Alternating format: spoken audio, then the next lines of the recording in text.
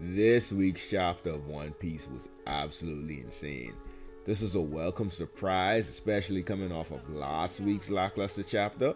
So let's get into it. So the chapter starts off with Zoro versus King. We see that Enma is starting to get out of control and it's draining Zoro's haki. So from this, we can assume that Zoro doesn't have full control over Enma just yet, and it's costing him heavily in this fight because he has to fight King while also dealing with Enma trying to take his haki away. So then we see King launches himself towards Zoro, and Zoro tries to counterattack, but it doesn't work, so he ends up getting caught up in King's attack.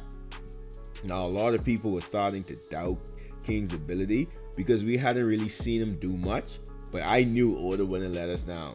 He's the strongest commander on Kaido's crew, and he has the highest bounty out of any right hand we've seen so far, so I knew it was coming.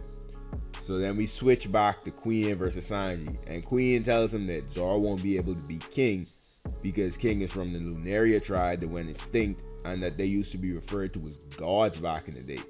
Now this is crazy hype for King because how strong do you have to be known as a god, right? Last chapter, Zoro used the same attack that cut through Kaido's scales on King, but it still couldn't damage him. He has insane durability and attack power. He's really a complete fighter. He has a great devil fruit and he has his Lunarian powers on top of that.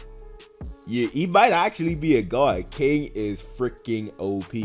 And I also find it hilarious the Queen is just randomly giving us lore and telling all this to Sanji. Like, I love Queen, man. He's definitely my favorite beast pirate. We transition back to Zoro versus King, and none of Zoro's attacks are doing anything. King launches an attack and Zoro tries to block, but Enma starts going out of control again, which causes Zoro to take the hit. At this point, I was like, Zoro might as well just toss Enma to the side because it's basically a 2v1 at this point. We are then hit with a Zoro flashback, and he thinks back on the time that he got Wado, as well as his conversation with Itetsu. While this is going on, King is absolutely wrecking him. Zoro then remembers the old man in his village that taught him the word Tsunach, who we find out is actually Queen's grandfather, Shimitsuki Kozaburo. I absolutely love this as it ties into the story so well. Kozaburo tells him that each sword has its own personality that a swordsman has to tame, and that cursed swords are only labeled as such because the swordsmen were too weak to handle them. So basically, cursed swords aren't actually cursed. They just haven't found a capable swordsman to wield them. I like that Oda is finally giving us sword lore and exploring that more, and we're getting more insight into how swords actually work. After a series of flashbacks, Zoro pieces all of the information together, and he starts to wonder how to get the most power out of Enma. While this is happening, some beast pirates are approaching Zoro.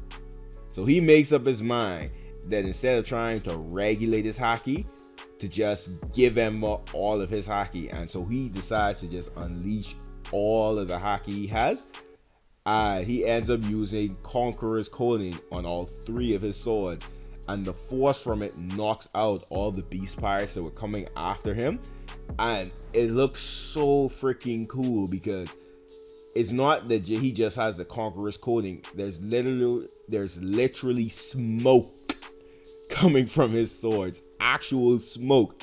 Like, oh my god, finally, this is what we've been waiting for. And so King sees this, and King is like, so you aim to become a king? And Zoro's basically like, yeah, I have a promise to fulfill with my captain and my friend. I absolutely love this from Zoro because this is his Mr. One fight. During the entire New World, we haven't seen Zoro struggle. He's just been breezing through everyone. The only time we've really seen him challenge has been from Yonko or Admirals, so I like that we are finally getting a good Zoro fight in the New World. King is a monster, and I am excited to learn more about his past. This chapter is an easy 10 out of 10. Zoro has officially joined the ranks of conquerors. The sky is the limit with this guy. So yeah, great chapter. I can't wait for next week. Peace.